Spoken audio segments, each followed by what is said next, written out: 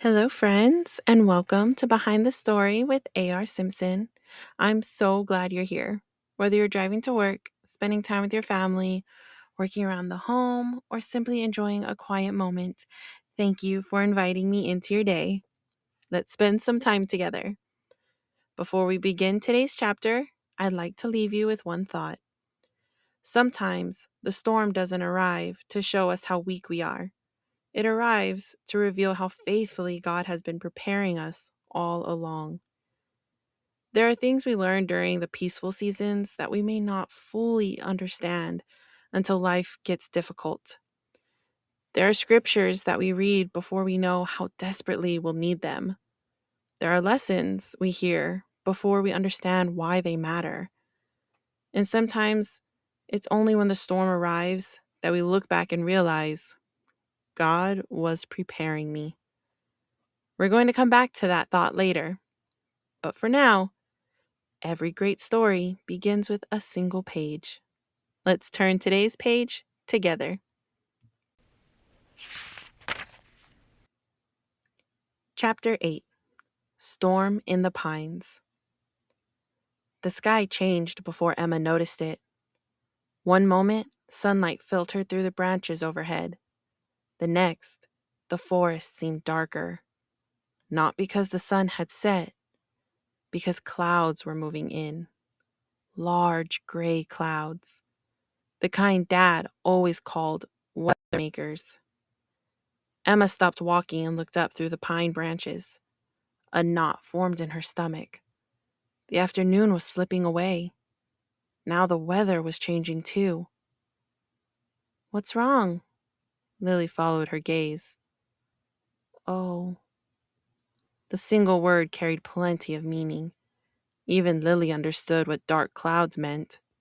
Rain. The sisters had been walking for nearly an hour since admitting they were lost. Not wandering aimlessly anymore. Trying to think. Trying to stay calm. Trying to remember everything Dad had taught them. Unfortunately, survival lessons seemed much easier around a picnic table than in an actual emergency. Emma looked around carefully. The woods stretched endlessly in every direction.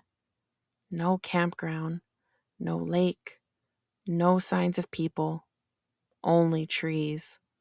Lots and lots of trees. Lily kicked a pine cone. Maybe it won't rain. A low rumble echoed through the mountains. Both girls froze. Thunder. Far away, but definitely thunder. Lily sighed. Never mind. Emma forced herself to think. Dad's paper plate. Stop. Think. Observe. Plan. She repeated the words silently, again and again. Emma? Yeah? What do we do? The question carried a weight it hadn't before. Earlier, Emma had been guessing. Now she needed a plan. A real one. And surprisingly, Dad had already given her one. Stay calm. Stay together. Think, observe, plan. The first step became obvious. We need shelter. Lily blinked. Shelter? It might storm. Another rumble rolled through the sky. Closer this time. Lily nodded immediately. Shelter sounds good. They began searching. At first, Emma wasn't entirely sure what they were looking for. A cave? A cabin?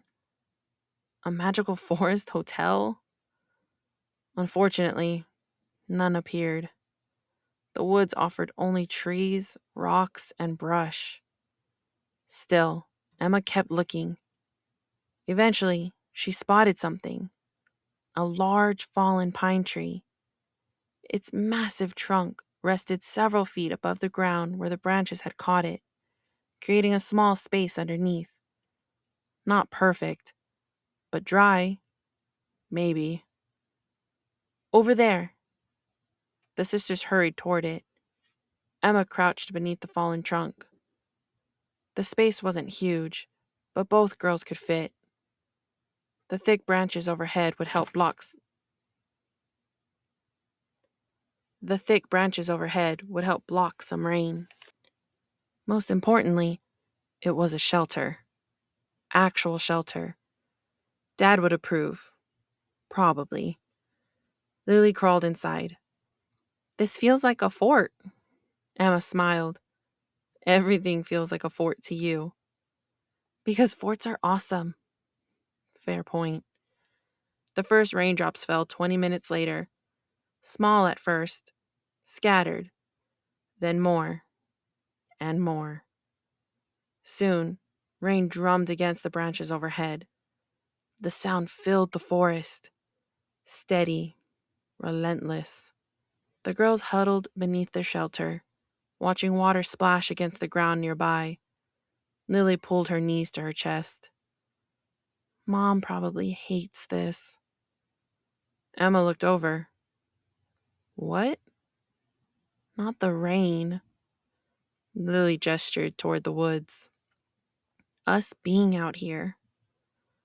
The statement hit hard, because it was true. Mom wasn't worried. Mom was terrified. Dad, too. Emma knew it. She could feel it. The realization hurt. More than the scratches on her arms, more than her tired legs, more than the fear. Because for the first time, she fully understood something. Her parents had been right, and she hadn't listened. Thunder cracked overhead, much louder now. Lily jumped. Emma did too, though she tried not to show it. Lightning flashed somewhere beyond the trees. The storm intensified quickly. Wind pushed through the forest. Branches swayed. Rain hammered the woods. The shelter suddenly felt much smaller, much less secure. Emma? Yeah? What if the tree falls? Emma stared at her. You always find new things to worry about. That's one of my gifts. Despite everything, Emma laughed. A real laugh. The kind that helped, even a little. The storm continued. Minutes stretched into hours. The daylight slowly faded. And now, Emma was forced to face another reality. Night was coming. They weren't getting back to camp before dark. The truth settled heavily inside her. They would spend the night in the woods. Actually spend the night. Without mom, without dad, without a tent, without camp. Lily seemed to realize it too. Emma, yeah? Are we sleeping here? Emma looked around. The shelter, the rain, the darkness approaching. Then she nodded. Probably. Lily was quiet for a moment. Then, surprisingly, she didn't cry. Instead, she asked, what if we get cold? Dad's lesson surfaced again. Layers. Stay dry. Share warmth. Emma unzipped her light jacket. Come here. Lily scooted closer. The sisters sat shoulder to shoulder beneath the fallen tree. Neither spoke for several minutes. Outside, the storm raged. Inside, the little shelter felt surprisingly safe. Not comfortable, but safe enough. For now. Back at Pine Ridge, the atmosphere had changed completely. The campground no longer felt like a campground. It felt like a command center. Search teams moved in and out of the woods. Radios crackled constantly. Maps covered tables. Flashlights and emergency equipment sat ready. Sarah Carter stood near the edge of camp, watching dark clouds gather overhead. She hated storms. Not normally, but tonight she hated everything about this one because her daughters were somewhere out there, somewhere beneath those clouds, somewhere in the rain, alone. The thought made her stomach ache. Mrs. Carter?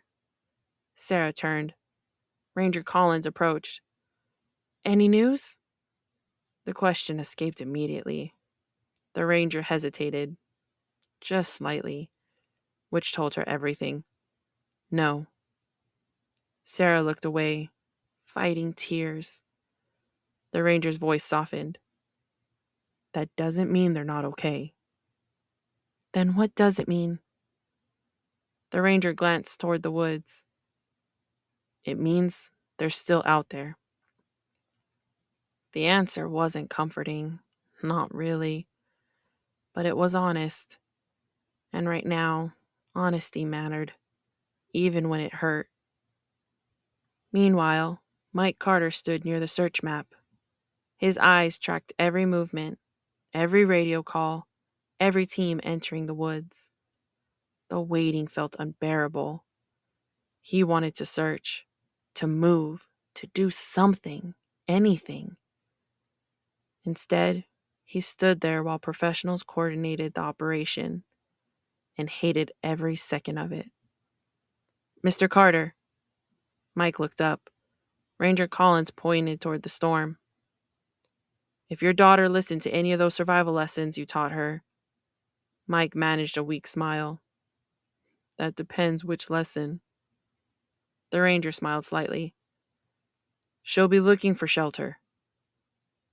Mike stared toward the dark forest, toward the rain, toward the place his daughters had vanished, and prayed the ranger was right. Back beneath the fallen tree, darkness settled over the woods. The storm had weakened slightly. Rain still fell, but softer now. The worst seemed to have passed. The girls sat close together. Neither wanted to admit how scared they were. Neither wanted to make things harder for the other. Finally, Lily broke the silence. Do you think God knows exactly where we are? Emma looked over. The question surprised her. Yes. How? Because he's God. Lily considered that. Good point. Another pause. Then he knows we're scared. Emma nodded. Probably. Do you think he's scared? The question caught Emma off guard. Then she smiled. No. Why not? Because he already knows how this ends. Lily thought about that. A small smile appeared. I like that. Emma did too, more than she expected. The rain continued falling softly. The woods settled into nighttime sounds. Crickets, wind, the occasional rustle of branches. Nothing felt normal anymore. Yet somehow, sitting beneath the shelter, Emma felt something new. Not confidence, not certainty, but determination. Dad was searching. Mom was praying. People were looking. Their job now was simple. Stay together, stay safe. Make it through the night. Tomorrow could worry about itself. Tonight they would survive. Emma wrapped an arm around Lily's shoulders. Lily leaned against her. And beneath the fallen pine, while rain tapped softly against the branches overhead, the sisters prepared for the longest night of their lives. But they would not face it alone. That was Chapter 8 of Lost Beneath the Pines. Now, let's go behind the story. One thing I loved writing about this chapter was watching Emma begin to trust what she had already been taught. Earlier in the story, the survival lessons her dad shared probably felt just like another conversation around a picnic table. But now, every lesson matters. When the storm begins rolling in, Emma doesn't know exactly what to do, but she remembers enough to take the next step. She remembers: stop, think, observe, plan. Instead of completely giving in to fear, she starts making thoughtful decisions. She looks for shelter. She stays close to Lily. She remembers what her dad taught her. And one thing I wanted readers to notice is that doing those things doesn't actually change their situation. They are still lost. They're still scared. They're still spending the night in the woods. And the storm still comes. But something inside Emma begins to change. She's growing into the responsibility that's been placed before her. And one of my favorite conversations in this chapter happens near the end. Lily asks, "Do you think God knows exactly where we are?" Emma says yes. And then Lily asks another question. "Do you think he's scared?" I smiled while writing that scene because that feels like such an honest question a child might ask. And Emma's answer has become one of my favorite lines in the book. She says, "No, because he already knows how this ends." I love that so much because it doesn't mean storms aren't frightening. It doesn't mean what Emma and Lily are going through isn't serious. And it certainly doesn't mean they're suddenly safe. It means God is never surprised by the storm. He's already in tomorrow while we're still living today. And that truth has brought me peace many times throughout my own life. Another line that stayed with me while writing this chapter was, "Tomorrow could worry about itself. Tonight, they would survive." Sometimes we spend so much energy worrying about tomorrow that we miss what God is asking us to do today. Emma can't solve tomorrow's problems. She doesn't know when the search teams will find them. She doesn't know what they'll eat. She doesn't know what they'll encounter when the sun comes up. Right now, she needs shelter. She needs to stay dry. She needs to keep Lily close. She needs to make it through tonight. And I think that's true for many of us. How many times do we take today's problem, add tomorrow's problem, and next week's problem, and the problem that might happen 6 months from now? And then we try to carry all of them at once. No wonder we're exhausted. Sometimes God hasn't asked us to figure out tomorrow yet. He's just asking us to trust Him with today. One passage from scripture this chapter reminds me of is Isaiah 41:10.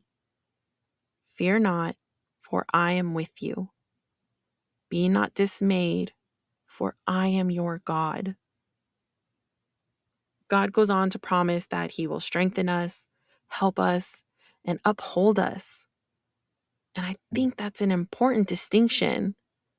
God doesn't simply say, "Nothing frightening will ever happen." He says, "I am with you." Sometimes that's the promise we need. Not that we'll never face a storm, but that when the storm arrives, we won't face it alone. And that's exactly what Emma and Lily begin discovering beneath that fallen pine.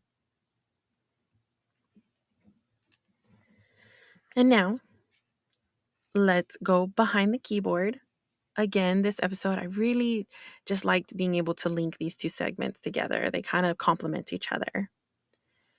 So, something I really wanted to accomplish with this chapter was making the storm feel like a genuine threat without suddenly turning Emma into some kind of wilderness survival expert. She's 12 years old. She doesn't have all the answers. She's tired, she's scared, she's wet, and she's responsible for her little sister. And she's beginning to realize they're probably going to spend the entire night alone in the woods. So I didn't want Emma to suddenly know exactly what to do simply because the story needed her to survive.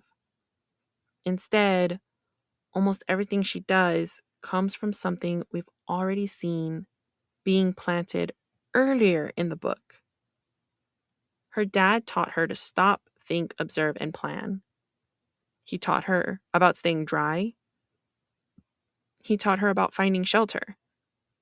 He taught her that sometimes the smartest thing you can do when you're lost is stop moving and actually think. At the time, Emma probably didn't realize how important any of those conversations were going to become. And I think that's something I really love about this part of the story. Because sometimes preparation doesn't feel like preparation while it's happening. Sometimes it just feels repetitive. Maybe it's something your parents keep telling you. Maybe it's something you've read in scripture 100 times. Maybe it's advice somebody gave you years ago that didn't seem particularly important at the time. And then one day, the storm comes. And suddenly you understand why you needed to know it. I think that's especially true in our faith. There are Bible verses I've read when everything in my life was going perfectly fine, and I've thought, oh, that's beautiful. But then I've read those exact same words while I'm crying or scared or uncertain about what's going to happen next, and suddenly they meant something completely different. The verse hadn't changed. I had. I finally needed what God had already given me. And that's really what happens to Emma in this chapter. Her dad isn't standing beside her telling her what to do, but his words are. The lessons are still there. And I think that's also part of why I didn't want the storm to immediately end once Emma made the right decision. She finds shelter and it still rains. She remembers what she's been taught and she's still lost. She prays and she still has to spend the night in the woods. Because making the right choice doesn't always mean the difficult situation immediately disappears. And following God doesn't mean every storm suddenly stops. Sometimes God gets us out of the storm, and sometimes He gives us what we need to make it through the storm. For Emma and Lily tonight, they just need to make it through. And now, let's head around the homestead. This week, instead of giving you all an update on one particular project, I've actually been thinking about something a little different. And that's knowing when you have too many projects. If you've listened for a while, you probably know I am very much an ideas person. I love starting things. I love creating things. I love looking at something and thinking, oh, you know what we could do with that? And lately, I've had to remind myself that there is actually such a thing as putting too much on your plate. Right now, I'm writing my books. I'm working on behind the story every week and the social media that goes along with it to try to get the word out there. I'm also creating Journey Through the Bible, which is another podcast that's especially important to me because I'm getting to share God's word with children and families. We have all of our animals to care for. My mom and I have our little bakery and shop that we're getting going again. I've started homeschooling 3 of my children. And we're working on our house. And we're trying to improve our yard and our little homestead. I also have responsibilities as our church treasurer. And then, of course, there's just normal life: laundry, dishes, meals, cleaning, appointments, being a wife, being a mom. All of those little things that somehow don't stop just because I've decided to start another project. And the thing is, none of those things are bad. That's what I've really been thinking about. Most of them are actually very good things. I love writing. I love creating these podcasts. I love homeschooling my children. I love our animals. I love dreaming about our home and property and what it could become. I love being able to serve our church. And I love building things with my family. But I've had to remind myself lately that just because something is good doesn't automatically mean I need to do it right now. And just because I'm capable of squeezing one more thing onto my schedule doesn't necessarily mean I should. Because there's something that can happen when we fill every empty space in our lives. Eventually, there isn't any empty space left. And I don't want to become so busy doing things for my family that I forget to actually be with my family. And even more importantly, I don't want to become so busy doing things that I believe honor God that I stop making time to actually be with God. I think that's such an important distinction, because even something like this podcast can become another item on a checklist if I'm not careful. Record the episode, edit the episode, upload the episode, make the artwork, write the description, post about it, move on to the next one. But why did I start doing this in the first place? Because I wanted to share my faith. I wanted to talk about God. I wanted the things I'm creating to point people toward Him. And if I'm spending so much time creating things about God that I don't have time to sit quiet and actually talk to God, something has gotten out of order. I've been realizing the same thing with my family.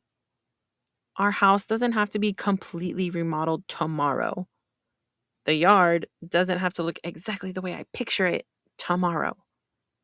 Every idea I have doesn't need to become a project this week. Some things can wait. Some ideas can stay ideas for a little while. And maybe occasionally, I even need to say, that's a great idea, but not right now. And for somebody who gets excited about new ideas, that's hard. But I'm learning. And maybe that connects more with today's chapter than I originally realized. Emma reaches a point where she can't solve everything. She can't find her parents tonight. She can't figure out exactly where she is. She can't control the weather. She can't worry about every problem tomorrow might bring. She has to ask, what matters right now? Find shelter, stay dry, take care of Lily. Make it through tonight. And maybe sometimes we need to do the same thing. Not because our responsibilities don't matter, but because not everything can be the priority at the same time. For me, I want God to come first. I want my relationship with my husband and my children to matter more than whether I checked every box on my list that day. And then I can look at everything else and ask, what actually needs me today? The rest can wait. I'm probably always going to have another idea. There will probably always be another project around our little homestead. And I'm sure there will always be something that needs fixing. But my children aren't going to be little forever. My oldest is already in her last year of middle school. And I don't want to be so busy building the life I've dreamed about for my family that I forget to actually live that life with them. So maybe that's what I'm working on around the homestead this week. Not another fence, not another project, just learning that sometimes the wisest thing you can add to your schedule is a little bit of empty space. And learning to be okay with leaving a few things for tomorrow. So now, before we close today, let's go behind your story. Usually, this is where I might share a testimony or a true story that connects with the chapter we've read. But today, I think I'd rather leave a little space for your story. We've spent a lot of time today talking about storms, about preparation, about the things God teaches us before we understand why we're going to need them. And I wonder if you've ever looked back on a difficult season in your own life and realized God had been preparing me for that. Maybe there was a scripture you'd read over and over again that suddenly meant something completely different when you needed it. Maybe God placed someone in your life before you knew how important that person would become. Maybe you went through something years ago that later allowed you to sit beside someone else and say, I understand. I've been there too. Maybe God taught you patience or forgiveness or perseverance or simply how to depend on Him. And at the time, you didn't understand why. But looking back now, you can see His fingerprints all over it. Or maybe you're listening and you can't look back yet. Maybe you're still in the middle of your storm. You don't know why it's happening, and you don't know how it's going to end. And you definitely can't see some beautiful lesson waiting on the other side. That's okay too. You don't have to understand everything God is doing in order to trust that He is still with you. Emma and Lily don't understand why they're spending the night beneath a fallen pine tree. They just know what they need to do next. Find shelter, stay together, make it through tonight. And sometimes faith looks a lot like that. Not having the whole map, not knowing how the story ends, just trusting God enough to take the next faithful step. So this week, instead of me telling you someone else's story that I found online, no, hold on. So this week, instead of me telling you someone else's story that I did some research on, I'd really love to hear yours. Has there ever been a time when you looked back and realized God had been preparing you for something all along? Or maybe there's a storm you're walking through right now and you'd simply like someone to pray with you. You can email me at behindthestorywithar@gmail.com. If you'd like your story to be considered for a future episode, put behind my story in the subject line. And if you're comfortable with me sharing it, please let me know that too. I'd love for this part of the podcast to eventually be filled with stories from all of you.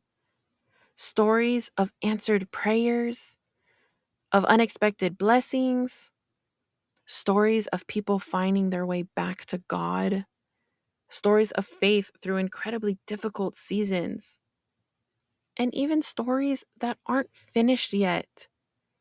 Because I think sometimes we wait until everything works out before we believe we have a testimony. But maybe someone needs to hear about the faith it takes to keep trusting God before you know the ending. So, whatever chapter you're living right now, I'd love to hear your story. There's no story too small or unimportant.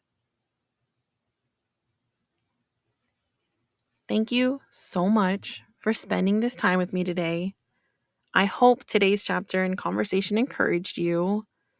And before we go, I want to leave you with one final thought. Maybe you're in a storm right now. Maybe it's something happening in your family, your finances, your work, your faith. Maybe it's something you never expected. And maybe you're asking God why He hasn't stopped it yet. I can't promise you when your storm will end. I can't tell you exactly what tomorrow is going to look like. But I can remind you of what Emma begins discovering beneath those pine trees. The storm doesn't mean God stopped preparing you. The storm doesn't mean God stopped seeing you. And the storm certainly doesn't mean God stopped walking with you. Sometimes we don't recognize God's preparation until the moment we finally need it. So tonight, or this morning, or wherever you happen to be while you're listening to this, don't worry about solving all of tomorrow. Ask God for the strength and wisdom you need for today. And then take the next faithful step. If you're enjoying the podcast, I'd be so very grateful if you'd follow the show, leave a review, and share it on any form of social media. It really does help other people discover behind the story. And join me again next Wednesday as we turn another page together. Until next time, every chapter has meaning, every story matters, and God is still writing your story.